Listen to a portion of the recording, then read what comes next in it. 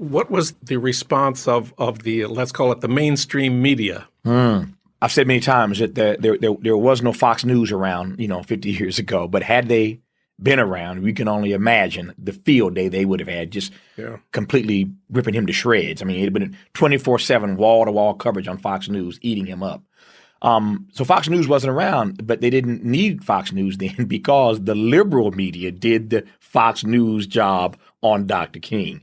So when you read, and I'm so glad you asked this, when you read we have it in the book, when you read what the New York Times said about him, it is embarrassing. Yeah. When you read what the Washington Post said about this speech the next day, it's humiliating. When you read what Time magazine said that week, it'll make you cry. I mean, it's just hard to imagine that the liberal media went after Dr. King the way they did. Now, again, you fast forward all these years later with the streets and the schools and the holidays that bear his name and the holiday and the monument in Washington and all of that. It's hard to juxtapose the fact that the media had just basically turned on him. In the last year of his life, they wouldn't run his op-eds. The New York publishers would not publish the book that he wanted to publish.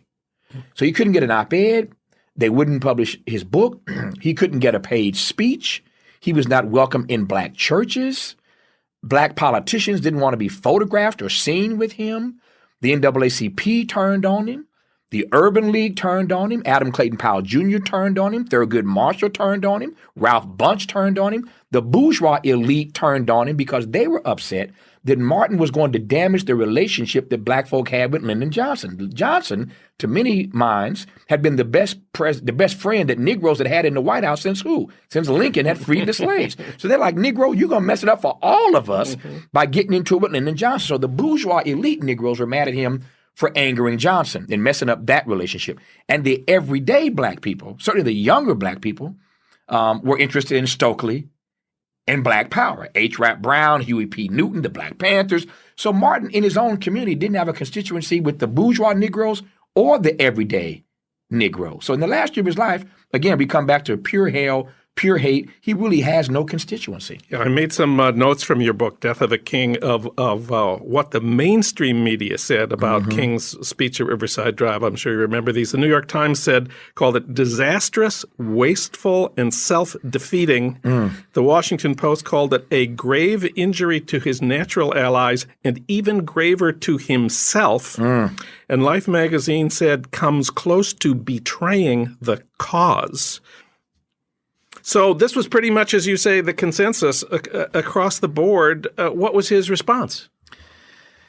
The most beautiful thing about this text and the research for this text is that while Martin was depressed at times in the last year, was despondent at times in the last year, sometimes had to cry himself to sleep, he knew there was a bullet out there with his name on it. He's catching hell and hate from everybody.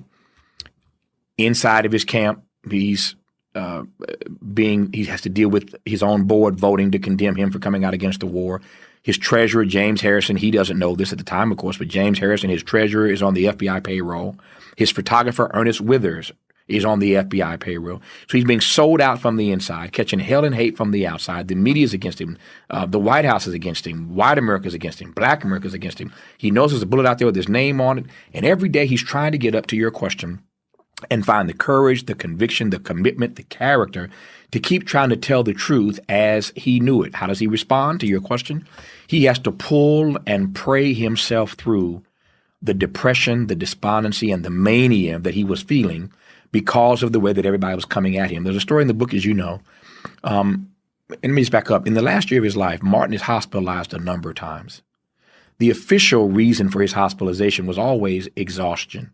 And to be sure, he's running from pillar to post. You've seen this hectic schedule he had the last year of his life, trying to organize the Poor People's Campaign. He's on the move all the time. So to be sure, he's exhausted. But he also has a sense of mania. So again, I'm back to your question. How does Martin deal with it? He deals with it by pulling and praying and pushing and powering himself through, sometimes through tears, though. One day he's trying to get out of his room. He's dressed, fully clothed, as I said. Gets to the door, the depression hits him. He can't even get out the door. He gets back in the bed, pulls the covers over his head, fully dressed, cries himself to sleep. There's another night. His doctors tell him from being so exhausted that he needs to get away for a few days. He goes to Jamaica, some of his staff members to get away. And at 3 o'clock in the morning, they come to check on Martin, and they go into the bedroom, and they can't find him. Now, they're scared because he's got death threats every day. They know he's depressed. When Martin was a child, and you can read this in the book, of course, when he was a child at 12 years of age, he tried to commit suicide. I'll leave that hanging for a second. Ooh. He tried to kill himself when he was 12. So this mania had followed him his whole life. So they were worried about Martin. 3 o'clock in the morning, they can't find him in his room. They walk all around the room. They go to the hallway. They go to the lobby. They're searching everywhere. They can't find him. Has he killed himself? Has he been kidnapped? I mean, what's happened to him? They finally remember that the hotel suite he was staying in had a balcony that wrapped around the room rather. So they'd gone out to the balcony and didn't see him. They forgot it, went around to the other side. So they walk around to this L-shaped balcony. They walk around to the other side, and there's Martin King at 3 o'clock in the morning with his pajamas on, and he's looking out at the ocean, and there's a huge rock out in the middle of the ocean. And he's staring at that rock, tears running down his face, 3 in the morning with his pajamas on, and he's singing over and over again an old gospel hymn. Rock of ages, cleft for me, let me hide myself in thee. Rock of ages, cleft for me, let me hide myself in thee. The song, as you well know, is a song, the lyric of the song is basically saying, Rock of ages, cleft for me. I just want to hide myself in your bosom. I want to escape this and get away from this. Martin knows his time is coming to an end, and he just wants to hide in the bosom of his Savior. And they say, Martin, what's wrong? Why are you out here? And they can't console him. And once they know that he's essentially okay, he's alive, they leave him to himself. They come back at 8 o'clock in the morning. Martin is still standing in the same spot with his pajamas on, singing that same song. So that's the long answer to your very short question. But he has to pull and push and pray and power himself through these moments of depression and despondency and hell and hate because he knows that he's telling the truth, even though it's too subversive for us to handle.